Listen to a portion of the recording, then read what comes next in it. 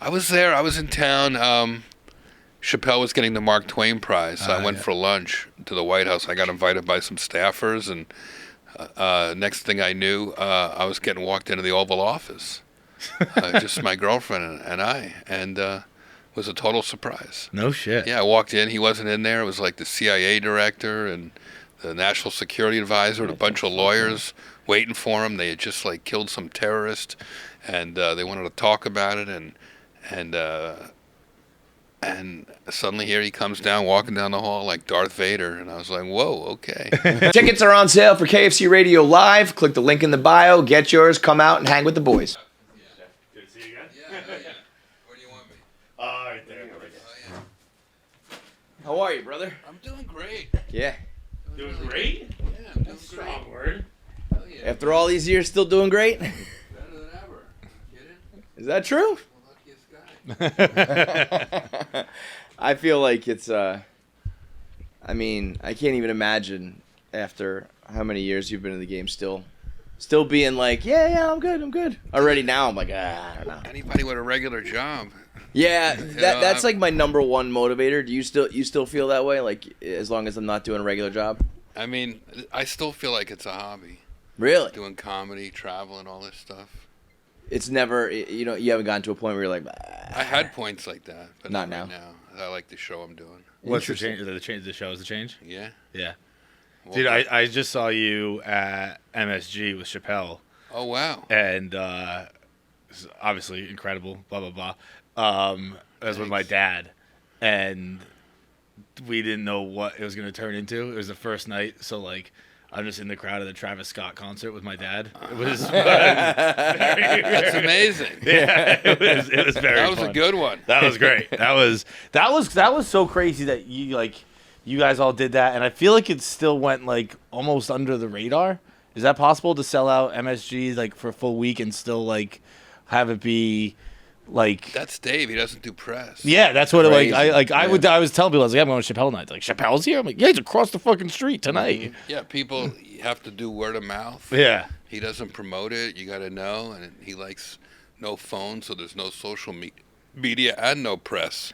He keeps it mysterious. And still just fucking sells everything out. I mean, that's as cocky as it gets. I mean, That was incredible. We could tell that story if you want. It was a great week. yeah, I mean, what was that like? 4 nights at the Garden. I went and... Are we rolling? Yeah.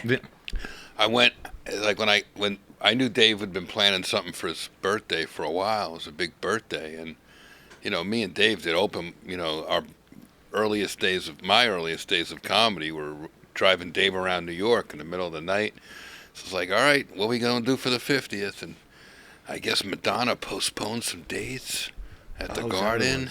And Dave swooped him up 4 nights with an off night in the middle on his birthday. So I was like, wow, here I am, a kid from Jersey, saw all my first concerts at the Garden, Billy Joel and Kiss. Yeah. So I was like, all right, dug through the closet, found my combat boots from my punk rock days, resold them, painted them. I was like, I'm wearing these on stage at the Garden, rock star style. And I would host. You saw it. I came out, hosted the first night. Who was there the first night? It was Shane, Right. Donnell Rawlings, George Wallace, and Aziz, I believe. Incredible. And Jesus. then I would host, and Dave would do an hour, and then I'd come back after Dave, and while they reset for Travis Scott or Timberlake or whoever, John Mayer, whoever was going on the musical end of the night, while they reset the stage, I'd walk around the floor of the Garden in my combat boots with a camera guy, and whoever stood up volunteered to get roasted on the jumbotrons. Oh, wow. So that's I was great. like, I was in heaven, man. How different is that? Not necessarily different, but like when I saw you walking around down there, it feels like I guess this is a larger question. Like with you, what's the percentage of people who are like trying to make the roast about them. Where like they're, you know what I mean? It is like, about them. But they're trying to like almost like they're seeing it as their big break. Yeah. Where they're like, you know what I mean? Like there were guys trying to take the mic out of your hand. Oh, you're and right. Stuff like It that. does get kind of punk rock sometimes with that. But you know, I'm a black belt in Taekwondo since I'm 10 and a half. Are you really? It gives me a certain swagger to go, no, I'm going to hold on to this mic. I've always said that about being able to fight. Is like I wouldn't walk around picking fights, but if you know you can handle yourself, shit like that, you're just like calm and cool and collected. And I talk about this in my new show. Like my mom, I was getting bullied when I was 6 in Newark in my school, and she dragged me to a karate class where all the kids could just take turns beating me up. So it immediately toughened me up, and I had to learn the discipline and respect, and just hard work pays off. Right. 4.5 years later, 10.5 years old, I had a black belt. Really? And I can't say I can do all the moves anymore, and this belt doesn't fit, that's for sure. But it definitely gave me the confidence to talk smack for a living. Yeah. And it helps. Not that I'm getting in fights, but I'm not going to back down when for some anybody. schmuck is trying to grab a mic out of my hand at the garden. I never did. There any were of a that. lot. I was impressed. There were a lot. Like particularly, I think once you got to the top of the first row, there were like 3 guys up there. You're like, there was one guy. You're like, he's too drunk. Get the fuck out of here. Mm-hmm. And It helps to have one of Chappelle's bodyguards behind me. That gives me a little extra confidence, like a safety net. So, is your brain just always in like roast mode, kind of? No, I have to You turn it on. turn it on and off. I turn it on. Yeah. Because it's like a superpower. You don't want to walk around with that all the time, man. You turned it off when you put that sweatshirt on this morning. Come on, this is a nice one. I got it in Paris. Thought I looked good. Sorry, I'm not wearing my grandma's sweater. See what I mean? It's defense. It's self-defense. I don't even think about what you're wearing till you come at me, and then it's like immediately zero in on Do you it. have? Is there a science to it? Is it like, okay, let me look at their face, let me look at their outfit, or is it just like it's not that like formulaic? You just kind of go. You know, Because by now, it seems like an art form. You know, it's like he must have a way. You know, it's like listening It's like listening with your eyes. oh, Like all I right, let that's the actually- people tell me what's going on, what their vulnerabilities are. If someone's like, comes out of the audience with their high heels and the boobs hanging out and all confidence, and you can tell they get a lot of attention, I'll go for something they're not expecting. Or Yeah. if somebody's, kind of shy, might ask them a few questions and find out what they're about. And the show that I'm doing now, I bring people up at the end as volunteers. You have to opt in. Mm-hmm. Like I do my whole show, and I have a lot of emotional arcs to it. But at the end, I go, this show's for you guys. I want it to be a celebration of life. So if you're celebrating something or going through something, stand up right now. Laughing at yourself is healing. So it has a little bit of a mission to it. So I've been getting more and more sort of just eye-opening stories about people. Either they're getting married and they're on their honeymoon, or they just came out of some crazy disease, or they're in the middle of some family drama, and that adds way more to the roast. Sure. Because now it builds attention, and then you Yeah. cut to the tension, and it's just like, whoa, that's cathartic for everybody. I mean, It's evolving. The roasts are evolving. Yeah, well, I mean, it's got to be very different between roasting someone in the crowd at MSG versus Right. when you're on a dais and there's like, Yeah, man. I mean, the Well- amount of material you have for one versus the other is night Sure. and day, No, I do all that research, man. When I find out I'm roasting somebody, it's like method roasting. I Yeah. become their biggest fan. I watch all the stuff. I read all the stuff. And my cousin Ed, who I work with, he'll hang up pictures of whoever. Like one day I came home and there's just pictures of Justin Bieber in every room of my house, in my car, on my rearview mirror. So like I'm it's like going to war. Yeah, you better be roasting that guy, or it just starts to get creepy. Yeah, exactly. It is strange when chicks come over. They're like, "Why do you have all these pictures of Justin Bieber and Alec Baldwin on your wall?" I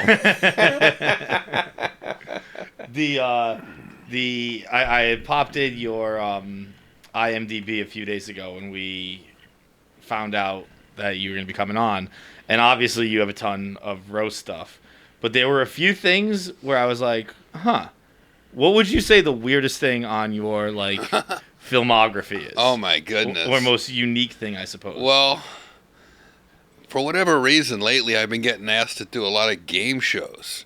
Really? I just won $100,000 for some school teacher on $100,000 pyramid. Oh wow, that's You a great won? one. I love that one. I won this guy $100,000. It's on Hulu right now. Yeah. And so, like, you know, to me, that's not roasting. That's just some other thing where Yeah. I get to use my wit and Yeah. like think. And yeah, I got a movie coming out where I play a rabbi. Pete Farrelly's new movie with John Cena and Zac Efron. Oh, yeah. I play a rabbi, which I never really think of myself like that, but as I look in the mirror, I go, oh, I kind of get that. Yeah, I don't want to give too much away, but it's super funny. I'm a rabbi who gets roofied during a circumcision. It's going to be far out. It's going to be a wild movie. So like, when I, you know, the other thing is, like, the later I sleep, the more messages pile up on my phone, and they're always like, what adventure am I going to be going on? Yeah. What do I want to say hi to? I'm Yeah. doing a benefit this weekend. Like this week alone, like, you know, tomorrow I'll go to L.A. I'm hosting Internet Marketing Awards. Thursday I'm in Houston for a bunch of oil guys, like a private gig. And then Sunday and Monday I'll be in Seattle doing a benefit with Eddie Vedder Really? and his Wow. foundation. So, like, I always think it's the exciting part about being a comic is that it's always different. Yeah. I never want to get in a routine. I like mixing it up and trying different types of comedy, different types of venues. That's why I'm out talking about this new show, because I've never done a dramatic thing, and I'm doing a more of a narrative solo show at the New York Comedy Festival, and I'm doing it in Chicago and St. Louis, and it's based on something my grandfather used to say to me when I was an open micer. I was starting out in New Jersey, and we kind of lived together, and I would take him to the doctor all day, and then at night I'd come into New York and do open mics, and he'd always give me a few bucks for the Holland Tunnel and a banana. And he'd say, take a banana for the ride. And, you know, I was like, what? I don't need a banana. And then, of course, 7 hours later, you're stuck in traffic with low blood sugar, and you're like, Need thank a God banana. I got this I banana. could use a fucking banana. And it was his way of saying, I can't go with you, but I'm there with you on the ride for life. And I started thinking about losing Saget and Gilbert Gottfried and Norm Macdonald right in a row, and all the guys that kind of made me who I am. And I started seeing sort of similar themes in my stand-up that wasn't just punchlines, but had some sort of openness to it. And I started sewing it all together, and I added some music, and it'll be the weirdest thing on that IMDb page when it's all done. So I'm going to premiere a workshop of it in New York, November 3rd, 4th, and 5th at the Hard Rock Hotel. There's a new state-of-the-art place called Venue, the Venue, with a big screen behind me, so it'll feel like you're going to a play. Hell yeah. But it's full of, there's roasting at the end and all kinds of crazy, Yeah, my crazy over-the-top comedy mixed through it. It was listed as a one-man show. Yeah. Which is funny because it's like, technically, every stand-up act is a don't- one-man show. so but there's a different connotation to that word. you Well, know? I don't like it because it means, like, usually it means me, I. So whatever the write-up was, I call it a communal cathartic experience about life and death for the audience. Like, I hate one-man show because the audience in my show is a big part of the show. It's interactive. People come on stage, and I do a lot of, you know, interaction, asking the crowd questions and stuff about their lives. So to me, it can't be all about me like most one-person shows, solo shows. It's got to be paying it forward in some way, and that's kind of where this show's at. Is that going to be weirder than Cops and Robbers? Huh? Is that going to be weirder than Cops and What's Robbers? Cops and Robbers? I don't know. 2017. Cops and Robbers? Yes. You sure you got that right? Bro, I just double checked because I wanted to make sure. I don't even heard of that one. Right there, bottom right. Who did I play? I don't know.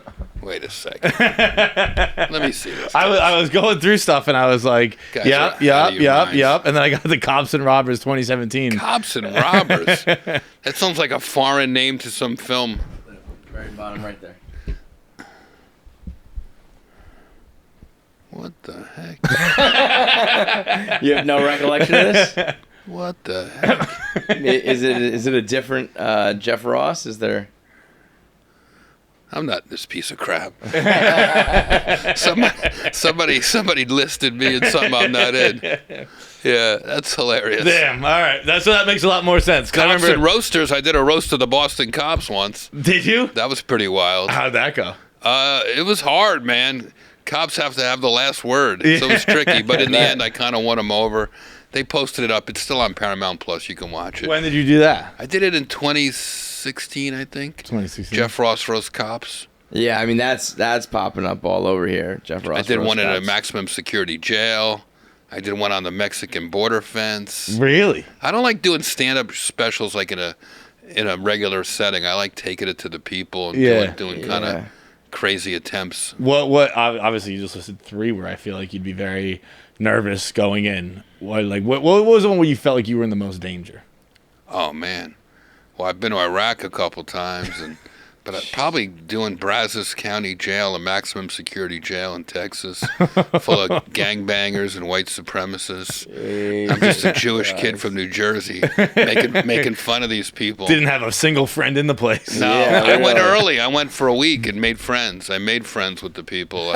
I got to know everybody without really asking them what their crime was. I just kind of like played basketball and had lunch and No dinner shit. over there and got to know everybody. So by the time I was bringing them up on stage in their orange jumpsuits, like, they trusted me. Yeah. It was pretty cool. Where That my is murder wild. is at? And 3 guys in the second row raise their hand.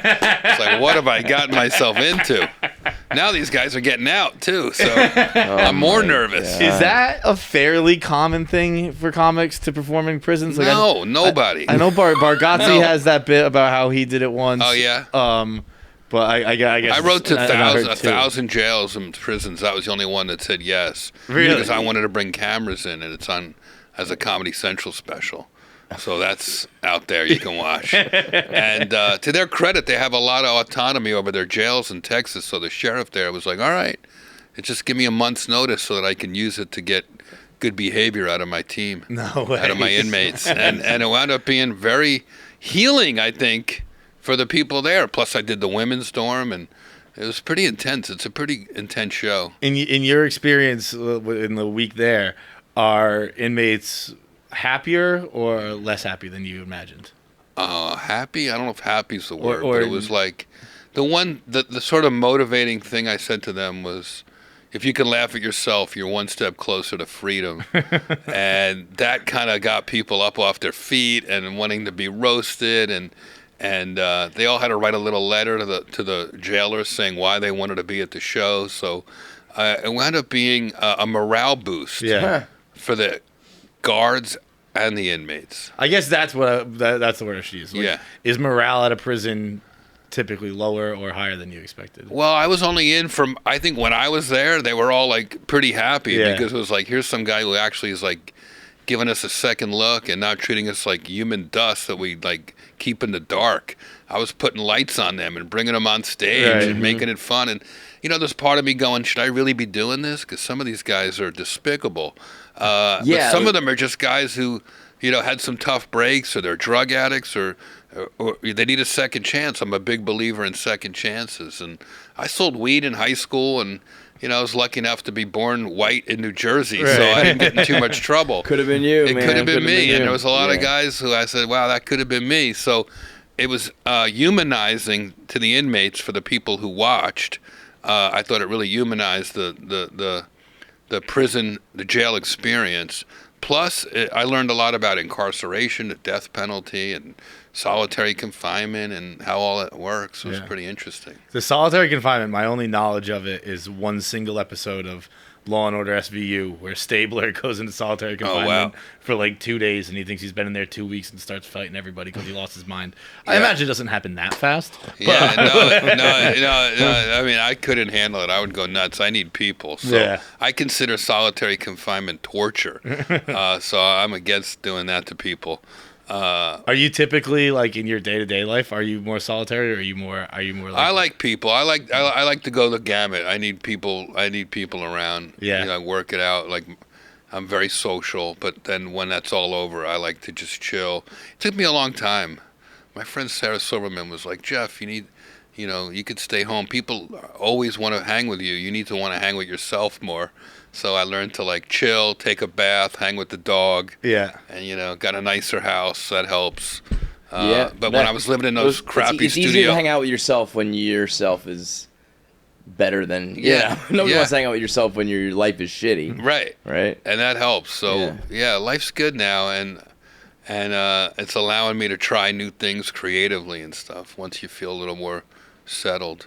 Yeah, I was gonna say, like, you are known as the roast guy, of course, right? Some people, I feel like, whether you're typecast as a role in a specific role, or a movie, or a song, or whatever, they get a little resentful of that thing. Are you ever like sick of like I don't want to be known as the roast guy? I want to be known as this guy or that guy. I guess there was a time early on where everybody made fun of me for just being the roast guy, and then over time I was like, you got to be known for something. Yeah. And like you need a lane. Right. And it was Chappelle who said, "Man, make that lane a 6-lane highway Yeah. and take it to the limit, man. Take it all the way." And that's sort of what That's I. awesome. So then I started saying, "Well, all right, I don't need to just roast celebrities in tuxedos. When they're ready, let me just start roasting do the it. fans at my shows, and Oh, yeah. let me go to a jail and do a roast, and let me do a solo show and bring people up and talk to them about their lives and put some roasting in that." And then the roast battle started, so it's like a worldwide movement now. Yeah. So I like that. I like having a brand. Yeah. I like. Because that's exactly what it is. And now when I'm walking here through Midtown, everyone's like, "Who's next? What's the next roast? Where can I get roasted? What's going on, roast master?" Like, it's so much better than just going, "Oh, that guy." Yeah. What's your worst roast?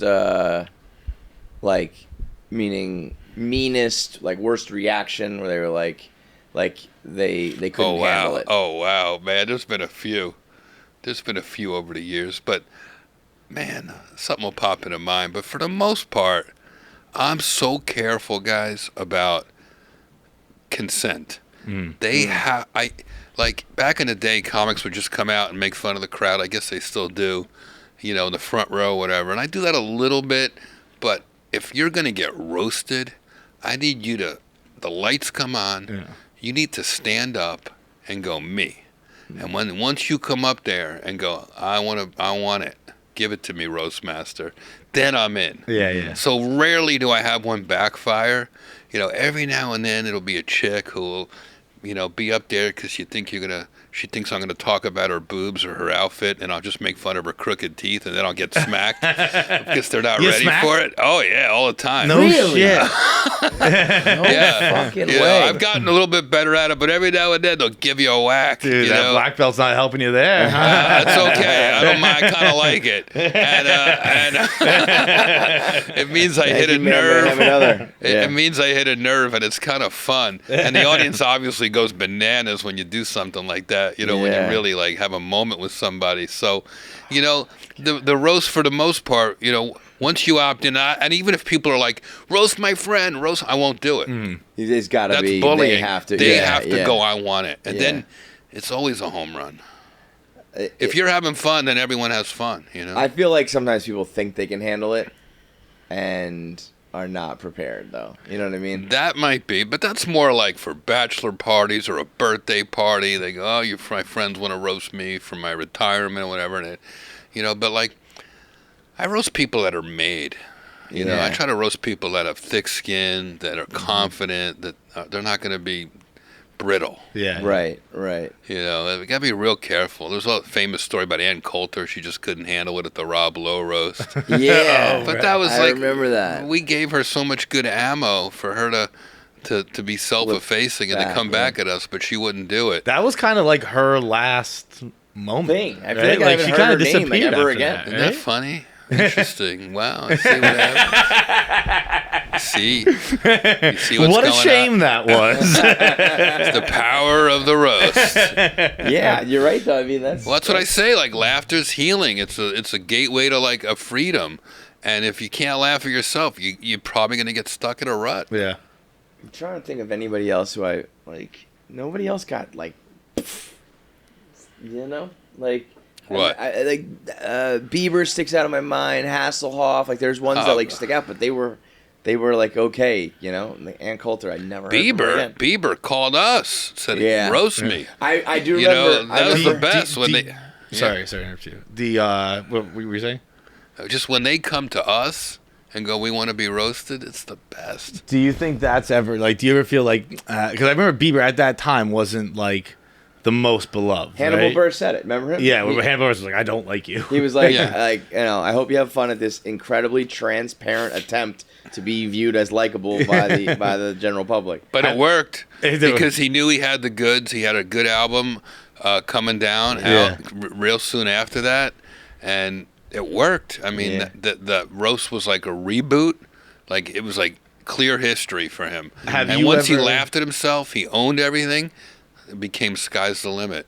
Have you ever said no to someone who you thought like you don't deserve what this is going to do for you? Oh yeah, of course, man. Sometimes just like I don't know, it's a one note, or that person doesn't even seem like they could take a joke. And do you do it because of like that? Like you don't think you can take a joke, or because you don't think they're worthy of? Yeah, sometimes the turnaround it'll give them? It helps if I'm a fan or a friend, right. you know. But if I'm a fan, you know, that's really the key. You know, my mantra is I only roast the ones I love, and if I, you know, you're not somebody who's making the world better or making, you know, entertaining. You know, I don't know if they're just looking for attention. Yeah, yeah, it's not a good roast. Yeah, that makes sense. You know, if someone's trendy and popular at the moment, that could be fun if you like what they're doing and what they're saying in the world. Like I wish we could roast Lizzo right now. It'd be so much fun. But dude, we were what Lizzo got in trouble for that whole Amsterdam Yeah. thing.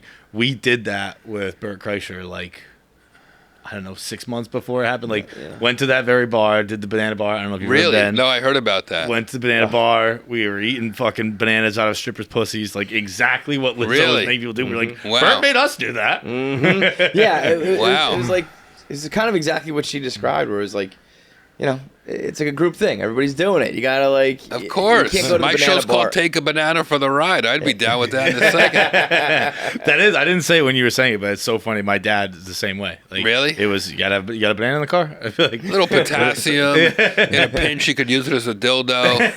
It's a self-help show, really. Yeah.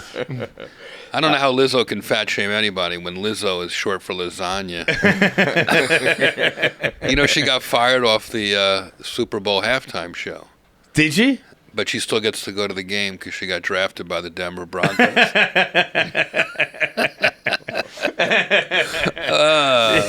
an idiot. You're an idiot.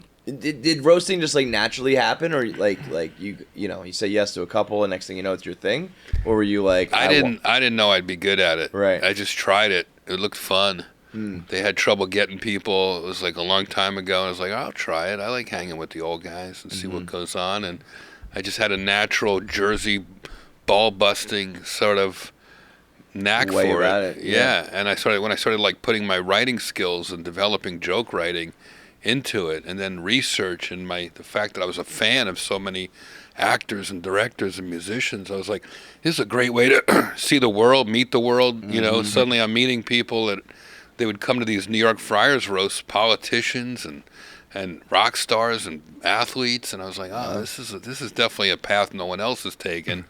So it just became kind of this happy accident.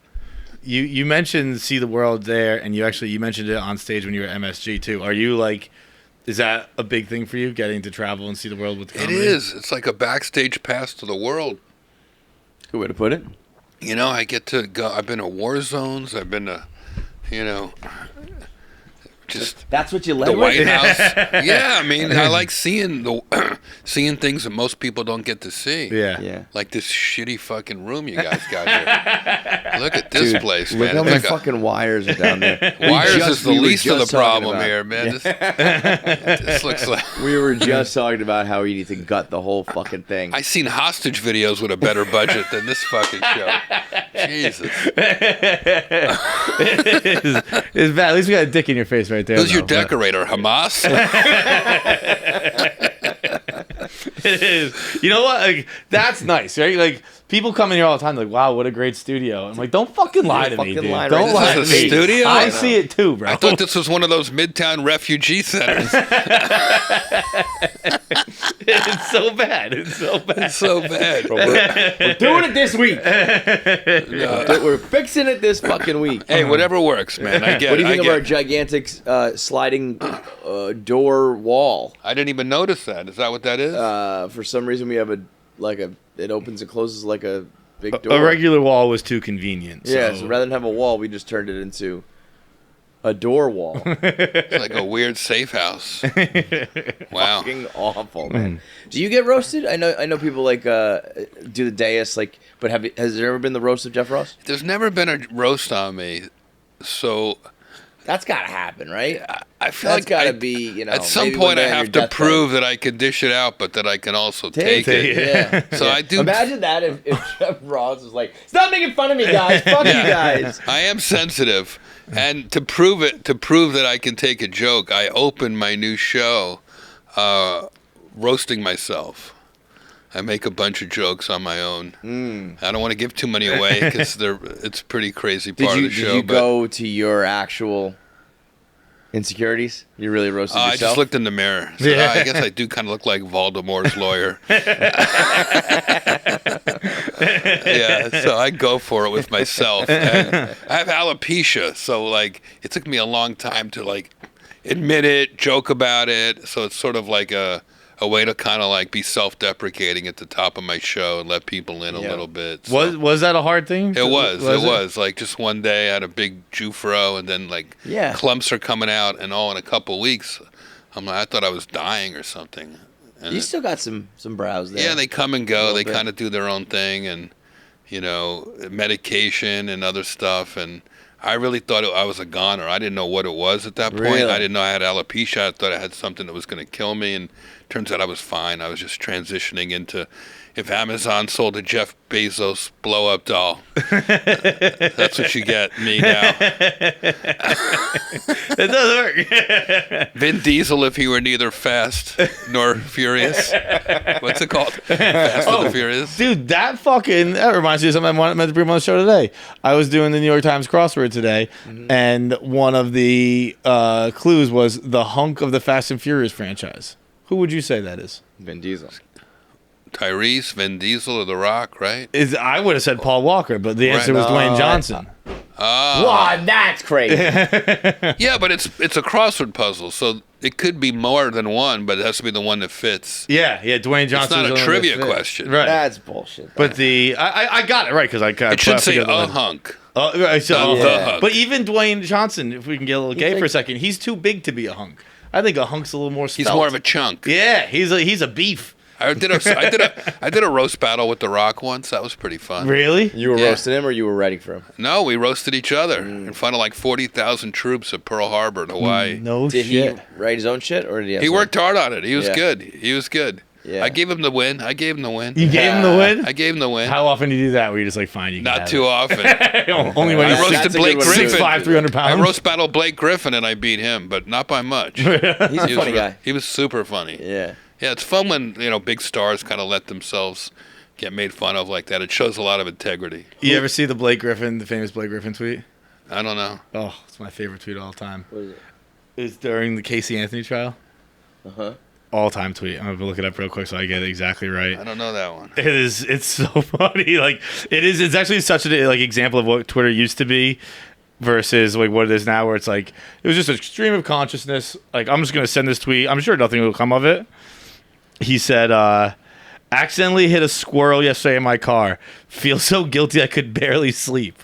Casey Anthony is a monster. Wow.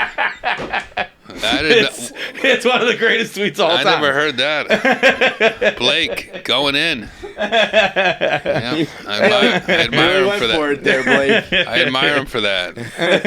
Comedy. Just like a little bump in the road. Like I can't believe Casey. Wow. Comedy. Who would you say is your competition Competition. as like top roaster? Wow.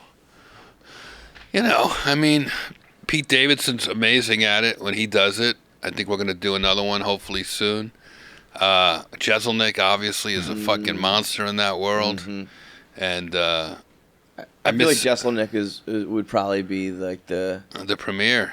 I mean, I feel like if you don't think of Jeff Ross on a roast, I just don't think you've seen many. You know? Thank you. I feel like it's pretty automatic. But Jeselnik is right there.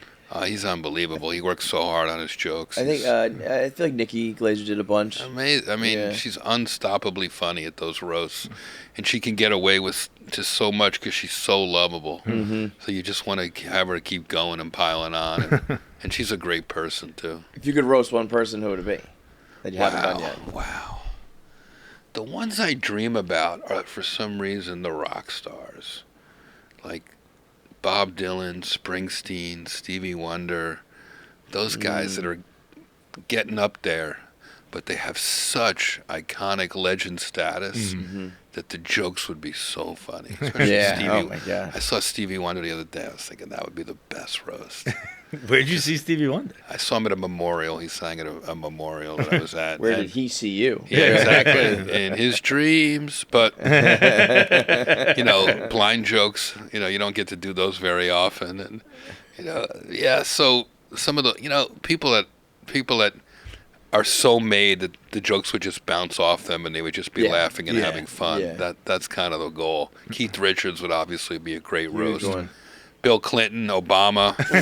I roasted Trump a couple times, so Did you? Politicians are pretty fun too. Sometimes. We just had Mark Smalls in, a comedian out in California. He does a podcast called Country Club Adjacent, and they had a series where they try and make golfers step off their ball, and they did it at Trump National, and they did it with Trump, and he roasted Trump. I guess Trump Mar-a-Lago or whatever had just gotten raided. And he roasted him about that, and we were like, "Did he have a good sense of humor about it?" And he goes, "No, No, he did not. Wow. Which surprised me. I thought Trump would be laughing at him. He's Totally. fucking bulletproof. The times I've roasted him, he was a great sport. Really? Yeah. But then when he actually got into office, he stopped doing the White House correspondence roasts.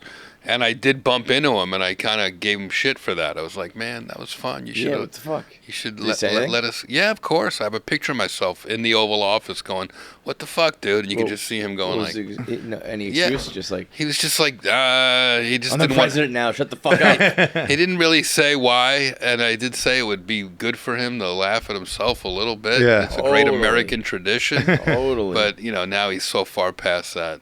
What were you doing in the Oval Office? I was there. I was in town.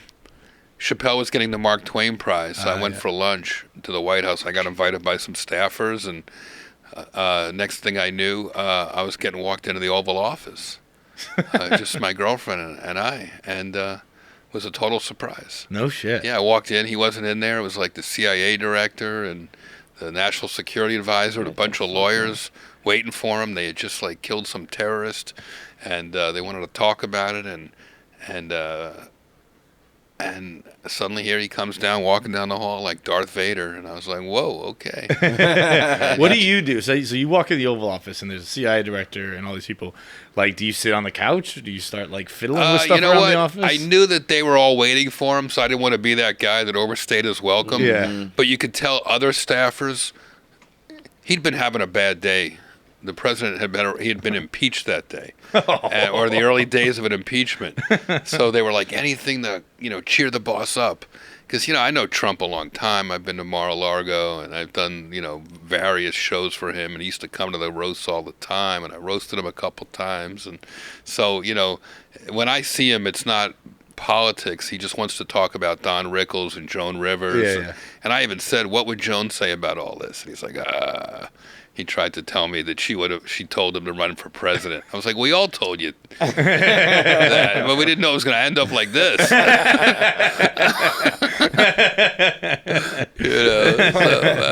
All right, well,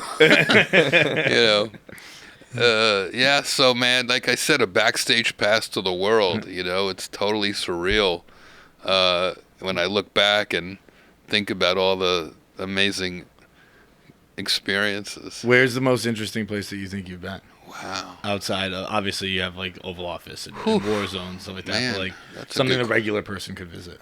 That's a good question. wherever's next. Oh, Yeah, hey, that's the old Tom Brady. What's my favorite ring? The next one, baby. Yeah. It's not this place, I'll tell you that. Jesus. Is this the worst place you've ever been? No, come on, man. This is fine. You got good lights. Got some guy back there touching his dick. I don't know what he's doing. This whole thing. So yeah, he made one of the gravest mistakes of all time. Once we had Ari on, and Ari just asked him to see his phone. Oh. Ari tweeted the N-word. I watched it. He was was it the N-word? Here you go. No, but he said I hate black people. Yeah. It wasn't the N-word. It was just racist vitriol hate. He's so fearless and crazy. I remember watching him hand it over, and I was like, "Don't do that." Oh, wow. Was that the same day Ari showed up with a fucking man pon in? He had a fucking bunch of toilet paper shoved up his ass because he had a hemorrhoid burst. Come on, Ari Shaffir? Yeah. And then during the show, he leaned over and took it out. And I got up and ran. So I was like, I don't know what the fuck Ari's going to do with this. And he just placed it on top of my phone. I got a new phone that day, but... the heck are you guys doing in here? This is one of the weirdest conversations I've ever had. But I like it. I like it. It's hilarious. Where are you from originally? Newark. Union and Springfield, New Jersey. So like you cut your teeth in the New York New York clubs? comedy club scene, yeah. I haven't really taken a big look back until recently. Like I was looking at old pictures the other day, digging out old boxes, because I'm in the show that I'm doing at the comedy festival. I have a screen behind me, and I have a picture of my high school bedroom, so when I talk about that, I'm like in that room. I talk about the Queen fucking Prince Philip for the last time, so I have her bedroom behind me. But yeah, two similar bedrooms. I started out doing comedy in New York and New Jersey, and I would drive in every night, and I lived with my grandfather at the time, and I had some jokes about him, and it was just sort of like an escape from like I was just some fat loser living in New Jersey with my sick Pop Jack. So comedy kind of was like a creative outlet and a chance to make friends and meet chicks and the whole thing. It saved my life. Worked out pretty goddamn well. Gave me a life. Yeah. Worked out pretty damn well. Yeah. Now you got the one-man show? Yeah, man. That's November 3rd through the 5th? 3rd, 4th, and 5th in New York, right here in New York at the Hard Rock Hotel, the place called Venue. Where's the Hard Rock Hotel? It's actually at 48th and 6th. Yeah, it's gorgeous. Is it new? Yeah, it looks brand new. I think the venue is less than a year old. Very cool. And then I'm going to do it in Chicago November 1st, and I'm going to do it in St. Louis, I think the 11th or 12th. I'm hitting Brea, California, then I'm going to get down to West Palm and do it. I've been doing workshops of it, and they've been going so well, I keep adding dates because I like doing it, and I feel like it's cathartic for the audience, too. It's a different feel than the other shows you've seen me do, but just as funny, hitting just as hard with the roast shit, but with a little more heart and story to it. There's some songs in there. You doing songs? I do songs. I sing. I don't sing well, but one of them's called "Don't Fuck with the Jews," and it's kind of like that's a song. Oh yeah, you gotta get that on Spotify right now, dude. Now, you can make people $10. keep saying I gotta put it out, but I like people having to come to the show to see it so they hear it in full context. I sing a song. I have 2 German shepherds, so I sing one song as a German shepherd with like basically being about a Nazi that doesn't follow orders. So yeah, this show's pretty irreverent and out there, and I really like. I'm like a little kid. When you were a kid, you had a little league game and you woke up and you just couldn't wait to suit up and get out there. It's kind of how I feel. I ran the show last night. I did kind of a pop-up downtown, and from midnight till 2 a.m. 12:30 to 2 a.m. and I was like, this works now? No shit. It's going to kill at 8 o'clock. Yeah. That's great. And so I'm really feeling good about it. That's why I'm coming in and talking about it, because it's like normally I'm just like, I got a gig. Yeah, But this is like special to me because it's so you personal. Definitely sense that. Yeah. Very cool. I wear my grandfather's ring. I was going to ask about the ring. Really? Oh, yeah. I just know, I'm like, I don't see a lot of rings on middle fingers. This is a bolt. From a Nazi U-boat from World War II. No shit. Out. My grandfather was a shipbuilder in Baltimore during World War II, And at some point, I watched a documentary about this. They captured a Nazi sub. The Allies were losing the war. These U-boats were crushing the U.S. Navy, British Navy. So this Navy captain decided he wanted to capture one, and they captured one. It was booby-trapped, but they sent a crew in. They managed to tow it all the way back to, like, I think the Bahamas or something. They painted it U.S. colors so that spy planes wouldn't see it. Mm-hmm. They told the Germans that they sank it and everyone was dead, but they kept the crew like till the end of the war and made the crew teach them how the numbers work and how all the codes worked. And at some point that U-boat made its way to Baltimore Harbor, and my grandfather like pulled a bolt off it, made a ring. He wore it till he died, and he said, "When I die, take it off me." And I did, and I do. And then I just found out that was the only Nazi U-boat that made it back to America. Shit. It's in Chicago. I'm going to go see it next week. Really? Very That's good. very right fucking before sick. the day before my show there, I'm going to go check it out. It's like on display. So it's like, That's wow. very cool. Like, so I've been digging deep into my Yeah. history and figuring out all kinds of stuff I wouldn't normally A lot of think full about too circle much. stuff. Yeah. So whenever I need a little like pep talk, a little that world beater energy that my grandfather had, I tapped the ring like on that. a piece of metal, and that's in the show too. It's all sort of, kind of heartwarming, but yet, obviously still a good kick in the balls laugh-wise too. That's the name of the game, man. Yeah, So, take a banana for the ride. I hope you guys can come see it. Yeah, I'd love to yeah, very the much. So. ride. Yeah. Awesome, bro. Thank you so much. This Really was so appreciate it. fun. Thank you very much. Jeff. Despite the surroundings, you guys are all right. Thank you, fellas. All right, big thanks for watching. If you made it through this whole episode, that means you should be subscribed. There's so many of you out there who watch and don't subscribe, so make sure you are a KFC Radio subscriber. Make sure you get all the content when it drops. Click that button now. I have 9 fingers. I'm still subscribed. It's that easy.